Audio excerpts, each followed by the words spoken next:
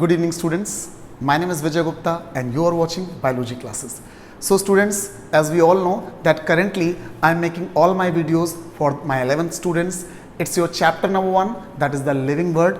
In this chapter currently I am telling you about the taxonomical ads. In my last videos, as I described different types of taxonomical ads such as herbarium, botanical garden, zoological parks, but in this video I am going to tell you about a new taxonomic ad, that is a museum. So again, it's an important topic for all of you. So let us start the video. So first of all students, what is museum? As we all know that museum is a place where we preserve different kinds of plants and animals for the display and study purpose also. So first of all, what is the definition of a museum? So museum is a place for collection of plants and animal specimen.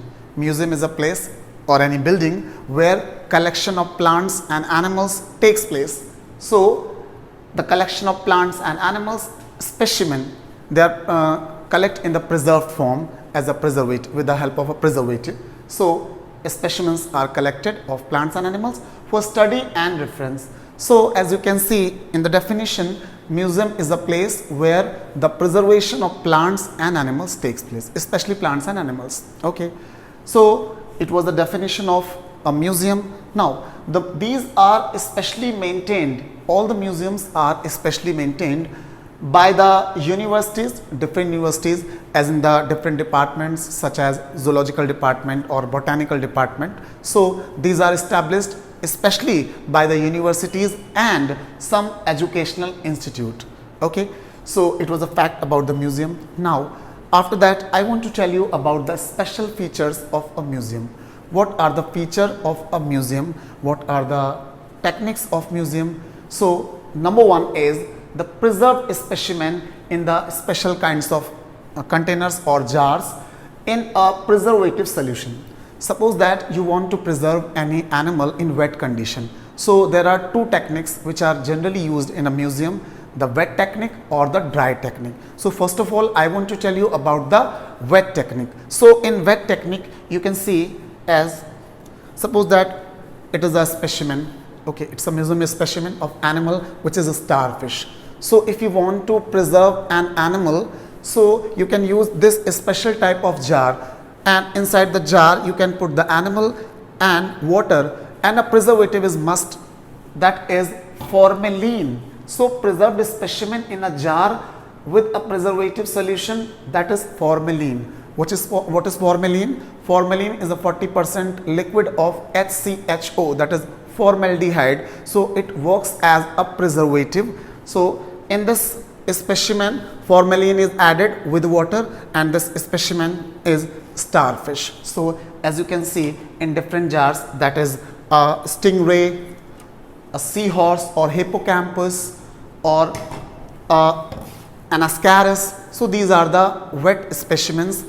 They are preserved with the help of a preservative, that is a formalin. So it was a point number 1.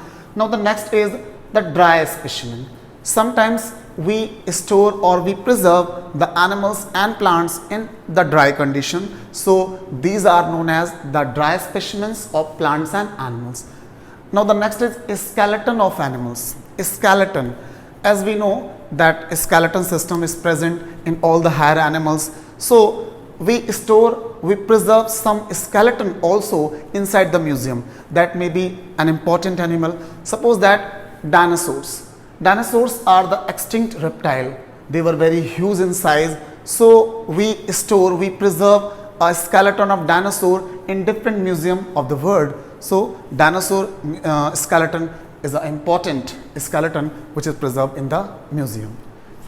So different kinds of animals skeleton can be preserved in the museum.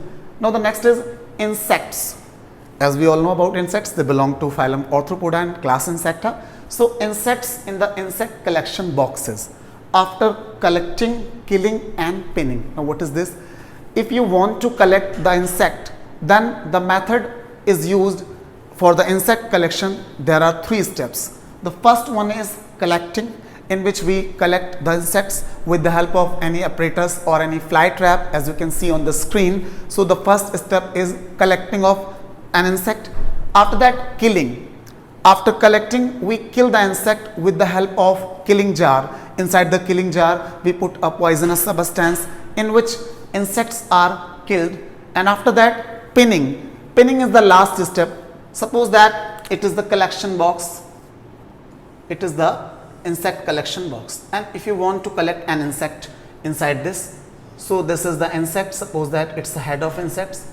It is the thorax and it is the abdomen. So these are three parts of insect. Suppose that it is an insect. So it is the head, it is the thorax and it is the abdomen of the insect. And these are the legs of the insect.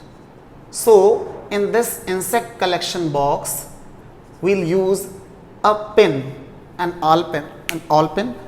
With the help of this awl pin, we set the insect inside the insect collection box. So the process is known as pinning. So there are three steps involved in the insect collection, that are, first of all, collection of insect, after that killing of insect, and last is pinning of the insect. On the box, the information related to insect is also mentioned. Suppose that the phylum, the class and the order, etc., etc. Next point is some large animals like mammals and birds. Suppose you want to preserve a very large, a very huge animal. Suppose that an elephant or a tiger or a lion or any large bird such as ostrich, emu, penguin, whatever. So if you want to preserve these huge animals, these large animals, then there is a different method is used, that is stuffing of these animals. First of all, we stuff any type of stuffing material such as cotton or any foam inside the animal's body, and this specimen is ready for the display. And the phenomena of stuffing of these large animals is known as taxidermy. Taxidermy is a process through which the stuffing of large animals takes place, and the person who used this technique is known as taxidermist. So taxidermists form different kinds of large animal specimens with the help of taxidermy. Now the next is models and chart.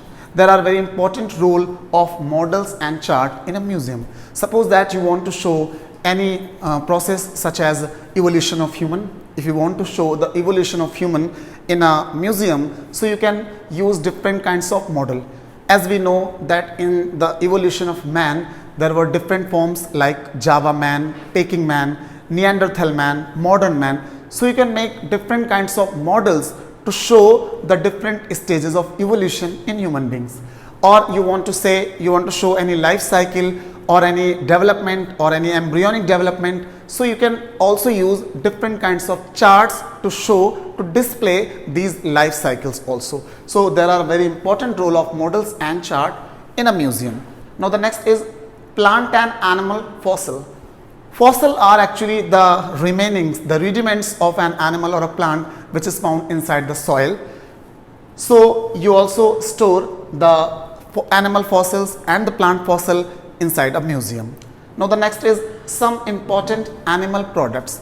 All the products which are related to animal we can also preserve in the museum, such as lac. As you know that lac is produced by lac insect, that is Laccifer lacca. Lac is an important product for us, so you can also store the lac. Silk. Silk is produced by the silkworm, that is Bombyx murray. So silk is also stored in the museum. Now cocoon. Silkworm also produce cocoon. Inside the cocoon, silk thread is present. So cocoons are also stored. Next is eggs, different kinds of egg, maybe some rare birds and eggs are stored in the museum. Nest, some special type of nest may be stored. Feathers, some feathers of birds may store in the museum.